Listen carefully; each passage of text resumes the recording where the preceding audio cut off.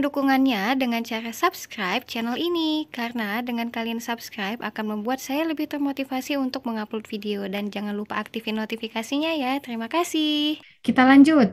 Nah, sebelum kita masuk ke jurnal penerimaan kas dan pengeluaran kas, kita bahas dulu tentang jurnal umum.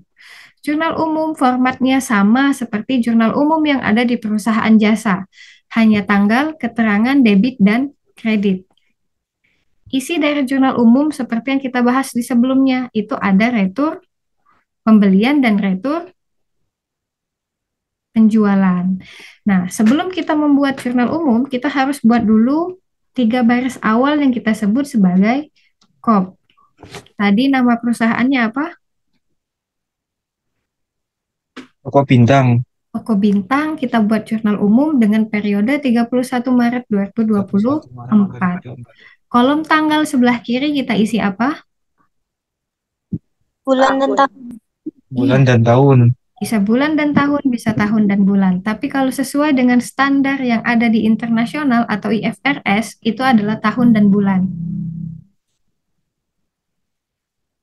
Nah, untuk jurnal umum, kita kembali lagi ke transaksi. Jurnal umum yang pertama itu ada di tanggal berapa?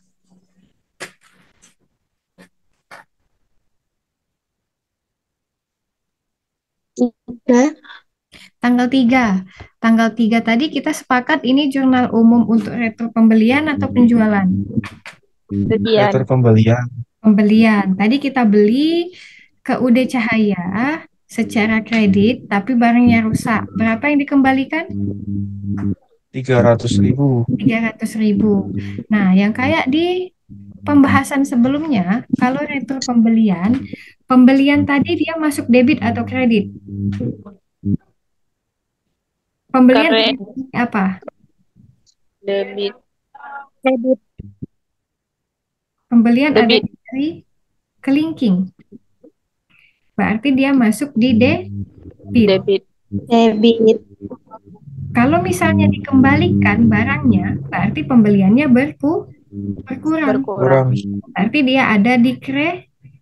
Kredit. kredit. Jadi di debitnya apa? Utang dagang.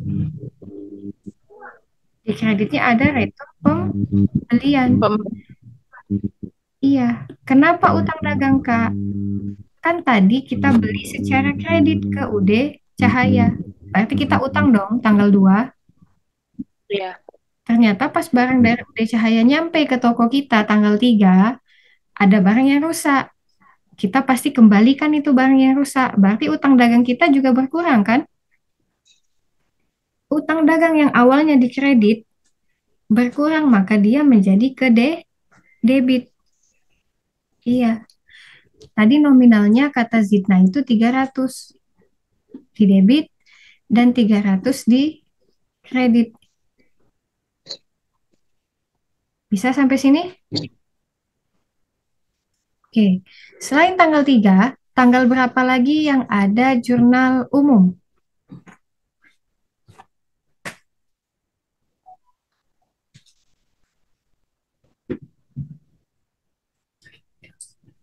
Tanggal 9.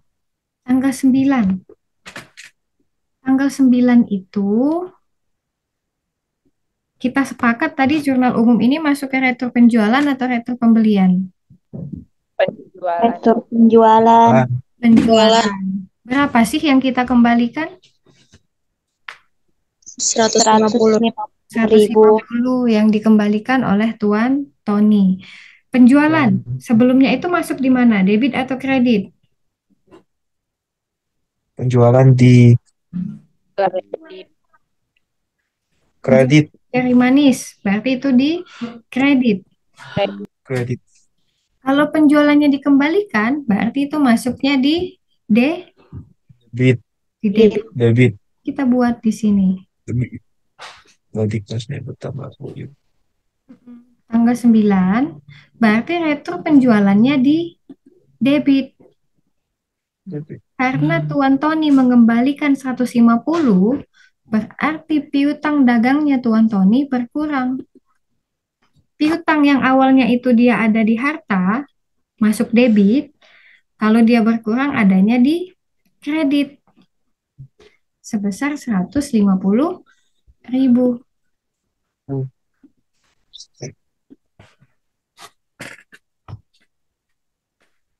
Nah, sampai sini ada yang mau ditanyakan atau ada yang masih bingung? Lah itu kok keterangannya kok nggak lurus gitu, Kak? Utang lah Pertanyaan kok bagus, di Kak itu. Zidna. Ini tadi, akuntansi itu kan seni yang kayak kita bahas di awal. Seni pencatatan sisi debit dan sisi kredit. Di jurnal umum, itu kan cuma ada kolom debit dan kredit, tidak ada kayak sebelum-sebelumnya nih. Ada kolom khusus debit dan kolom khusus kredit kan? Sehingga pencatatannya itu sedikit berbeda dari jurnal khusus. Kalau dia debit, dia harus satu baris waktu ditulis. Sedangkan dia kredit harus kita masukkan satu tab atau 7 spasi dari urutannya si debit. Karena itu penanda pencatatan sisi debit dan sisi kredit. Maka uangnya utang dagang kita tulis di debit, uangnya retur pembelian kita tulis di kredit. Jadi pencatatan ini adalah penanda mana yang di debit, mana yang di kredit. Di perusahaan jasa, kita akan menggunakan kolom ini, full. Sedangkan di perusahaan dagang, kita campur kolom ini dan kolom khusus. Begitu, Zidna. Ada yang mau ditanyakan lagi? Kalau tidak ada, berhubung tidak ada tanggal lain yang masuk ke jurnal umum, maka tinggal kita jumlah. Kalau sisi debit kita jumlah, hasilnya berapa? 450.000. 450.000 kata Gina. Kalau kreditnya berapa? 450.000. 450.000 juga kata Zahidah. Berarti perhitungan jurnal umum kita ini kita anggap balance. Karena antara debit dan kreditnya sama. Sampai di pembuatan jurnal umum, ada yang mau ditanyakan atau ada yang masih bingung? Tidak ada, sudah berasap otakku Kak, begitu ya? Oke, kalau gitu semoga sharing hari ini bermanfaat untuk semua dan semoga apa-apa yang sudah kita pelajarin tadi itu tetap diingat.